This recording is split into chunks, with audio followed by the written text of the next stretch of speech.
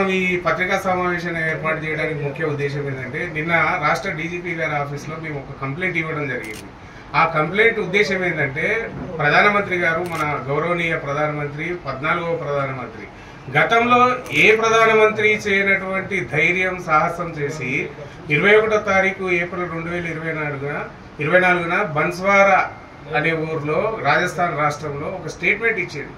ఒక కులాన్ని, ఒక మతాన్ని, ఒక ప్రాంతాన్ని, ఒక భాష మీద దాడి చేసినట్టు మాట్లాడిండు.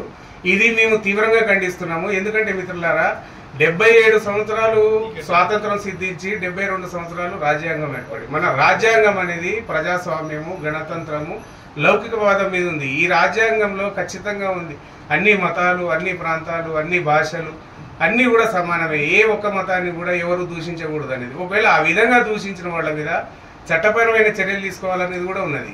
కాబట్టి ఆ ఉద్దేశంతోనే నిన్న డీజీపీ గారిని కలిసాము. ఈరోజు రాష్ట్ర ఎన్నికల కమిషన్ గారిని కూడా కలిసాము. వాళ్ళకు ఒక కంప్లైంట్ ఇచ్చాము. తక్షణమే ఈ కంప్లైంట్ మీద వాళ్ళు యాక్షన్ తీసుకోవాలని కోరాము.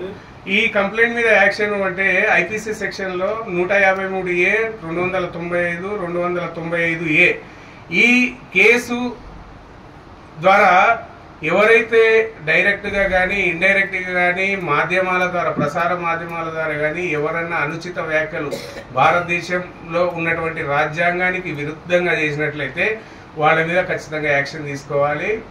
వితౌట్ గివింగ్ ఎనీ వారెంట్ వీళ్ళు పోలీసు కానీ, ఇన్వెస్టిగేషన్ ఏజెన్సీ కానీ ఖచ్చితంగా వాళ్ళ మీద చర్యలు తీసుకోవాలి.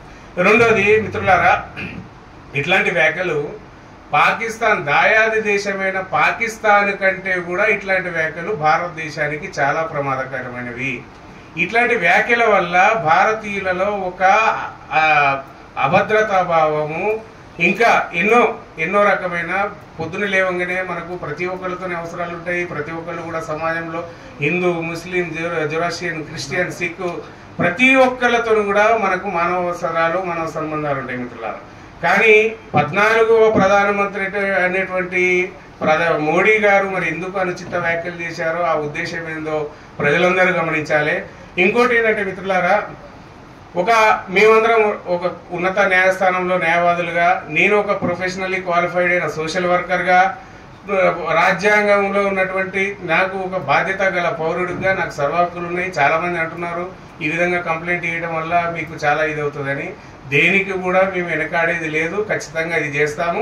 ఒకవేళ ఎటువంటి చర్యలు తీసుకోకపోతే, ఇట్లాంటి రకమైన స్టేట్మెంట్ మీద దర్యాప్తు సంస్థలు చర్యలు తీసుకున్నట్టయితే దేశం మొత్తం మీదుగా న్యాయవాదులమందరము నిరసనలు ప్రకటిస్తాము. ఇది ఖచ్చితంగా ఎదుర్కోవాల్సి వస్తుంది.